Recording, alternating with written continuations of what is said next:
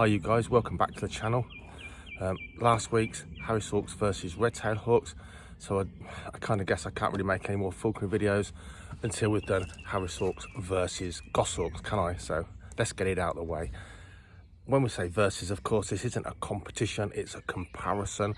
It's a very brief video and it's just some outline things that make all the difference with the two species. We looked at the difference between Redtails and Harris Hawks.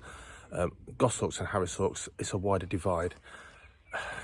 Obviously it's down to you, it's down to the bird. This video is for those of you that know both species and just want to sort of nod your head sagely or disagree, as we all do. But really for those that either are deciding whether to get a Harris Hawk or a Goshawk, or a Harris Hawk and a Redtail Hawk, or probably most likely they're flying a Harris Hawk and they want to change to a different bird. Firstly, ask yourself why, but secondly, I guess the videos are along that line for those sort of guys as well. When it comes to manning these birds, the Goshawk for me is the big difference. So Harris Hawk, Redtail Hawk, Golden Eagle, I approach them all in a very similar way. Because I man my birds correctly using a hood, it gives me a big advantage and a big difference to the way many people will do that manning stage. But there's still, whether you do or you don't, the comparisons can still be drawn up. So for me, Harris, Redtail, Golden Eagle, those birds are fed on their block, their perch in the morning. They're fed without seeing me around for about 5 days, a week or so. But in that time, that bird is manned to everything without food. I don't want a food association. I'm trying to get away from anything noisy. I don't want that. It's left its mum, now I'm its mum. A week in between, and it'll make your training go really fast. So Harris Hawk, Redtail, Golden Eagle, this is what I might do. Pick the bird up in the morning from the mews, hood it, weigh it, pop it on a block in a quiet shady corner of my garden. In the olden days, in the Falconry Centre now, where it can see stuff going on from a distance, whether that's people, dogs, whatever, from a bit of a distance, but it's not hiding away. But if it's hot weather, you want that bird in the shade. I'll have weighed it, it's got the hood on, I'll have put it on its block, I will then leave some food behind it on its perch. As I walk away, I'll take the hood off and walk away. I might do that for 2 or 3 days, just letting the bird passively be manned. It's seeing me, it's seeing everything going on, and the crucial thing is, it's likely to eat even on the first day, but it's not associating me with that food. I'll be spying on it from a window or somewhere. Once it's eating, and it's settled in enough to eat, I'll repeat the procedure the following day. Once it's feeding on that perch, what I'll do then is I'll start doing some manning. I won't man with any food, and all I'm trying to do is get the bird standing on the glove and hooding easily and not collapsing on the glove and so on and so forth. As long as it will stand and hood, I'll start manning it, and I'll man it to everything from this point on. I'll go all over. I'll go for a walk, I'll go in front of traffic, I'll go everywhere. I'll absolutely, whether Harris Hawk, Redtail, Golden Eagle, man it to everything. We're talking parent reared birds here, because as long as I can hood that bird, I can pop that hood on before the bird gets beyond a little bit, oh, what's going on, and stressed. At no point will I have a bird hanging upside down on the glove. At no point will I have a bird panting and collapsing and stress that I've subjected it to. And yet I'll enable it to see everything, because I can take the hood off as that scary tractor passes by. I'll take the hood off and let it watch it, see how it goes. I won't be sitting still, sitting in your garden, reading a book, holding your bird on the glove. That's not manning. That's just a bird that's getting frustrated looking at the tree in your garden, constantly baiting. That's not manning. Get moving.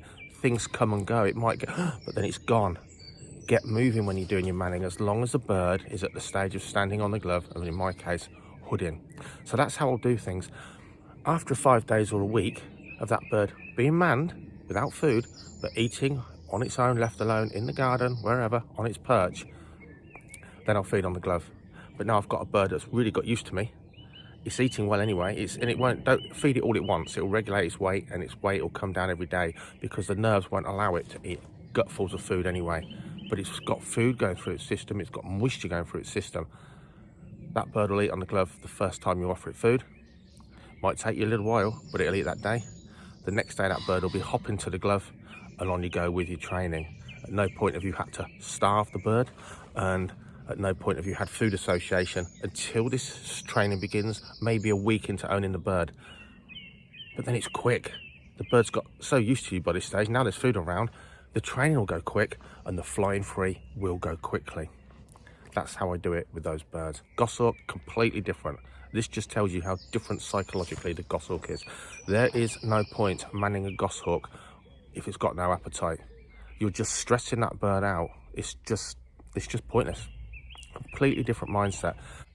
That goshawk, when you get it home, maybe it'll stand on the glove, maybe it'll hood, maybe, if it's a special one like the one I last flew, it'll feed the first day on the glove.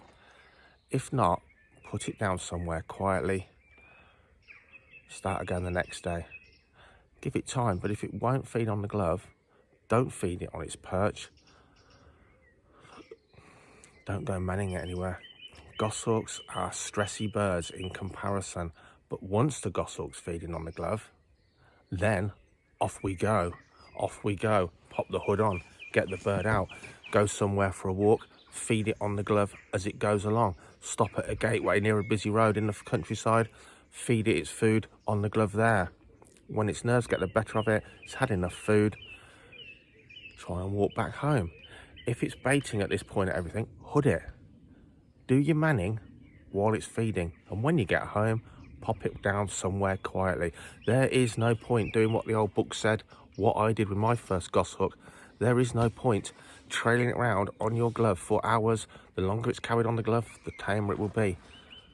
That goshawk, you do your training, your manning, your work with that bird around food. Let it think you are the best thing ever, because all you do with it is offer it food. Let it see all the stuff going on while it's feeding. Again, the hood gets you out of jail, because you don't want to get all that positivity, then walk home, the bird doesn't want any more food, and it's baiting at everything, stressing itself out. Don't do that. Pop the hood on. Start again next feeding time. But for me with manning, that's the critical difference. The goshawk, I only man around food. I don't even bother doing anything until they've got an appetite. Harris's hawks, redtails, golden eagles, I do all the manning separate from the feeding for that first few days. Very different birds. Let's talk about feathers. Now, redtail feathers, young redtails actually tip feathers quite easily. They are actually quite brittle. Harris hawks, yeah, you can't, they don't really break very easily. Golden eagles, they don't really break very easily. Harris hawks, cracking feathers. Goshawks, bendy, breaky feathers. And if you're a novice, you're going to break feathers. I don't use tail guards on my goshawks. I work around all the perching, all the housing, all the handling to avoid breaking feathers. Most people, you're probably going to put a tail guard on to save you some of its tail during your training if you're a novice. Their feathers need much care and much thought of how you handle and work with the bird. If you don't, you're just going to be embarrassed and have a goshawk with half-length trash tail in no time at all. You don't need a tail guard. Tail guards used all the time mean the bird cannot oil its tail feathers and they become dry and brittle anyway. But clever use of a tail guard is probably the way you're going to go for many people that fly their goshawks. Hood your goshawk like you would your Harris hawk. Both birds equally annoying to hood, certainly as they settle on the glove. Both birds benefit brilliantly by being able to hood. Absolutely transforms your falconry if you know how and understand the hooding. But for sure, the goshawk is going to be more likely to damage its feathers. It's going to be more likely to get sores on its ankles from its anklets. If it does that, just change those anklets out for a completely different design. As simple as that usually works the trick. They're just on the back of that thumb, the hallux, where the back talon meets the ball of the foot, if you like. You get wear there, so nice, soft, supple anklets that you keep well greased and oiled. Think about your perching. Harris hawks or goshawks, once they understand a perch, will be much happier on a high ring perch, whether 4 foot high, 3 foot high, 6 foot high. Much better than on the ground, a rotating high ring perch for sure. Flying free, goshawks, once you've got that jump into the glove, flying free, no problem at all. They'll soon be on the clearance line and they'll soon be going free, just like a Harris hawk. The big thing to watch here is a nervous goshawk flying on appetite and hunger but not fully manned is very likely on a clearance line to bottle the glove at the last second and smack you in the face, and it will try and foot your eyes as it goes past. Be aware of that. Best off, hold your hand like that, up at a slight angle. It's going for the higher point and you're kind of shielding your face. That's a really common thing with goshawks, a smack in the face on the clearance line when they're nervous. Be aware of it. You've only got two eyes, and if it doesn't have your eye out, it really well hurts and it bleeds badly. So be aware. A goshawk coming to the glove on the clearance line or after that's high in weight or nervous certainly has the potential to smack you in the face. Entering, no different to the other birds. Your goshawk will either instinctively fly out and attack, even if it's just by the end of its tail, a dragged rabbit carcass, dragged pheasant carcass, whatever, or it won't. It's as simple as that, like the other birds. If you've got one that doesn't, don't despair. As I've already said, if it won't take a carcass twitched out of the nettles or ran out of the nettles, open the carcass up a little bit so there's bloody meat on show, kneel down beside it, let the goshawk jump onto the carcass and have a good feed. Let it understand that it's a nice food, and then repeat. And then you can, if you like, justify a little bit more weight loss to encourage it, to give it the confidence to chase that item, because you've taught it that it's food. Give it a break, at least let it know it's food before you drop any weight anytime soon. Flying free, your biggest difference, bar nothing, with most of these birds is your harrisawk will fly free and follow on and come to you at kind of any weight, within reason. Your harrisawk, this is the crucial difference.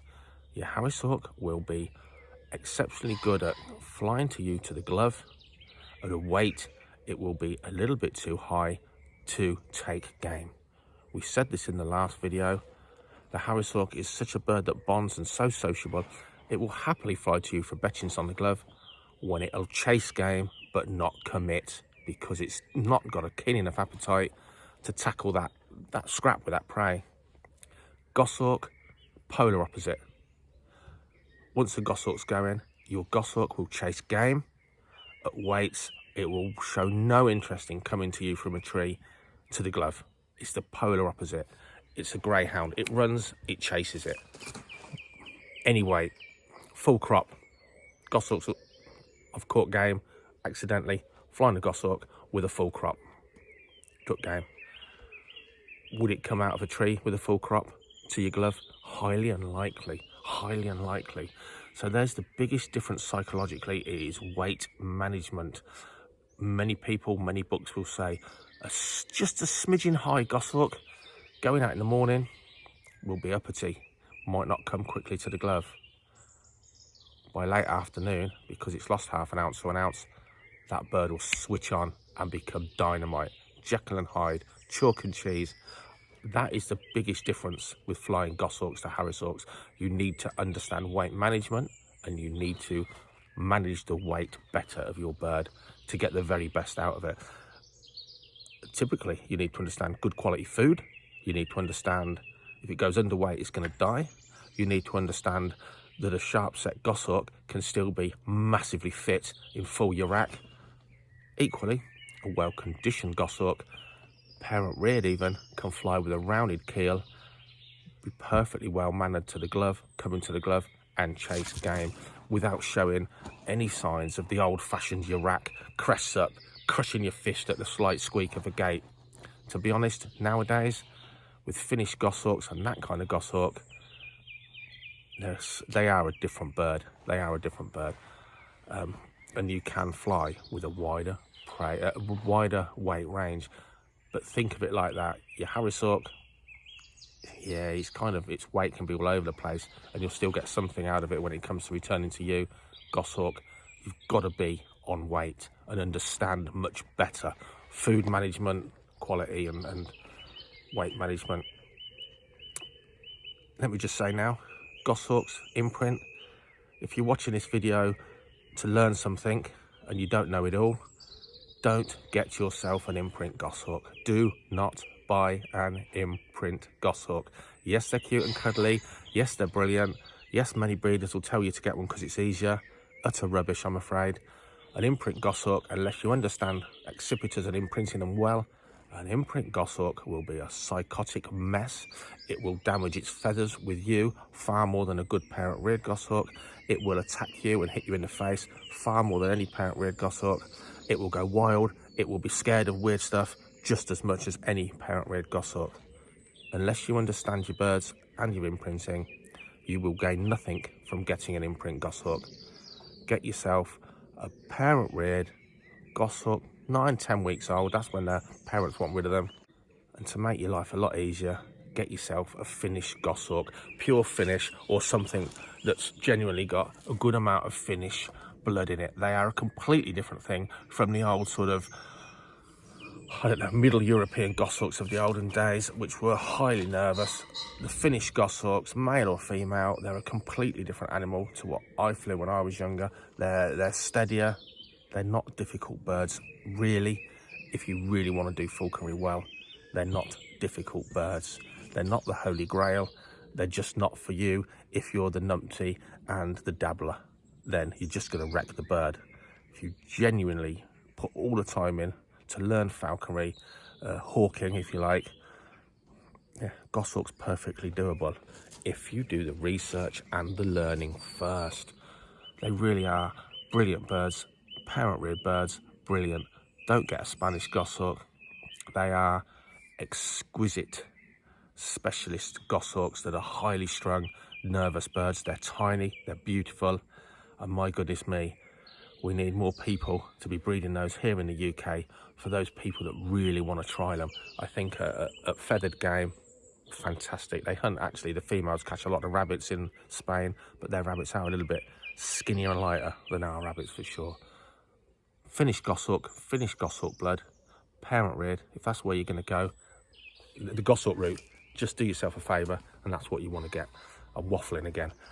What else can I tell you? On game, brilliant. I'm someone that 99% of the time I do 1 kill outings. I'm lucky because for most of my falconry I can get out every day. Well, they were the days. 1 kill outings. Goshawks will happily catch and catch and catch once they're confident. Don't catch something with your goshawk that's just got entered and then try and catch something else. Give it a break. It's taken it many times to catch stuff. Let that bird be absolutely superb and wedded at quarry before you start doing doubles and triples, but they are different. Speed, here's the difference. Here's the key difference. It's the speed of the goshawk flunks the harrisawk. If you want to hunt feathered game, goshawks are going to be a much better choice. They are more than capable of flying down fit partridge and fit pheasants in the air, given a fair slip and taking them in the air. Harrisawks just aren't, generally. Not a really fair slip. You get fantastic flights at feather with a harrisawk. They usually catch game birds, after even a fit one, after a fantastic flight, just on the put-in. A fit goshawk has the edge and it can overhaul them in the sky for sure. Hares, female goshawk can take hares as well as a female harrisawk and vice versa. You're talking big game for either, 8-9 pound animal. You're pushing it and you're risking your bird getting a beating for sure.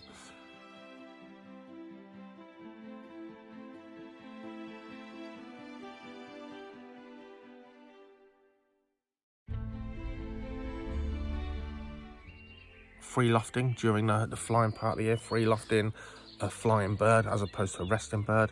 Much more difficult with a goshawk, much more affected by noises and things it sees outside the chamber. So if you do go down that route, and it is possible, it just takes much more work. You want the bird to be rock steady, and you want to really have to think about your aviary design. Again, or you're going to get a bird with tipped wing feathers and tipped tail feathers or broken tails. Much more thought needed, and that's equally so, to be honest, with your mews and your perching out with your goshawk. Much more thought. If you just decide I'm putting on a bow perch, that's it, that's what it goes. This is a bird you need to see things about to happen. Change what you do, change your kit, change your perching, change your anklets, change your jesses. Definitely for me, it's braided jesses, Sampo swivel, braided extender piece, and paracord loop leash, anti-tangle, nothing whacking through the tail, no swivel whacking against the tail feathers and breaking it. That extender piece taking the swivel far beyond the tail feathers, very important. But we've covered that already, and this video is getting long already. So it really is key to think about the bird's feathers, it's not going to mould to you. You need to change everything you're doing for that particular individual goshawk, much more so than any Harris hawk you're going to work with, for sure. Really important that we didn't touch on in the previous video. I always train my birds, not my eagle, but my hawks, to a plain lure pad. And I always put a fair reward on there. I start off with a whole down chick and I'll go down to maybe half, but often it's whole. And I only, once that bird is wedded to the lure pad, I'll use it at the end of a session if we've caught nothing, just to wed it to that lure pad. That's your insurance, as long as it's always got food. And it needs enough food on there that you probably have to just pack up and go home. Because if you put a chick head on there, it knows there's a chick head on there. If there's a big lump of food on there, that bird will come anywhere to that lure when it will be slow to return to the glove. Example, goshawk flying partridge down a hill. I don't know, I'm going to say 150 yards over a canal. Treed up above in the canal. I'm now way up a hill. I can see the canal at the bottom of the hill. My bird's in a tree over the canal. There's no bridge within a fair walk. Moorhen comes out, goshawk in the reeds, back up the tree, in the reeds, back up the tree. I've got my glove up 150 yards away. It's never going to come back. Not if it thinks there's that moorhen's there. The swung lure that it absolutely knows has a big chunk of food on it every single time, over the canal, powering back up the hill. That's the power of a lure if you do not lie to that bird. And with a goshawk, the swung lure will get you out of jail many times. Who cares if you pack up and go home after that? You can go out another day. You start reducing those rations on the lure and it will not mean the same thing. It just won't. I've tried it all. But the swung lure as your backup piece for the goshawk will get that bird to return absolutely blooming miles to you when it won't come to the glove. And one last word on flying goshawks to the glove. A goshawk can be as well trained to a glove coming from distant trees as any Harris hawk. Would I follow on with a goshawk? Not much. They're much more likely to go off self-hunting. In fact, with a goshawk, this is the big difference. They need to go hunting and they need game. People ask me why we don't have them at the Falconry Centre. They need a lot more time. Harris hawk, golden eagle, I don't need to touch them for a week at all. I can pick them up and go hunting if they're on weight. Your goshawk will be going wild after a week of not being interacted with. It really suits the person that's going to have daily interaction with their bird and the person that has lots of game. If you haven't got loads and loads of acres of land packed with game, do not get a goshawk. A Harris hawk, it'll happily follow you all around the countryside, following on for betchings in the glove. Quite happy, really. A goshawk will not. It'll go self-hunting, it'll smack your dog out of frustration, it'll smack you out of frustration. Don't get a goshawk because you want a goshawk on your glove. Get a goshawk if you want to go out hunting seriously and you can provide multiple flights for that bird until it kills. No goshawk is happier than a goshawk that's had half a dozen hard chases, good on his slips, not standing on warrens while you drop a ferret down. It's pathetic, that is, unless you can get your bird entered. But after that, come on, you've got a fast bird. Give the quarry some lure, see some fantastic flights. A goshawk that gets half a dozen hard slips, catches, fed up, goes home, repeat. That's what the goshawk wants to do. If you can't provide that, I wouldn't fly one. I don't fly goshawks, so want one. Saw a couple of guys advertising this year the stuff they're bringing. Oh, I'd love another goshawk. Love one. Who am I kidding? I don't have the time or the quarry at the moment to even do one justice, so I won't have one. It's that simple. Weight management, need to go hunting, much more brittle tail feathers. That's your key differences from your Harris hawk. Oh yeah, hood it, and they both need telemetry.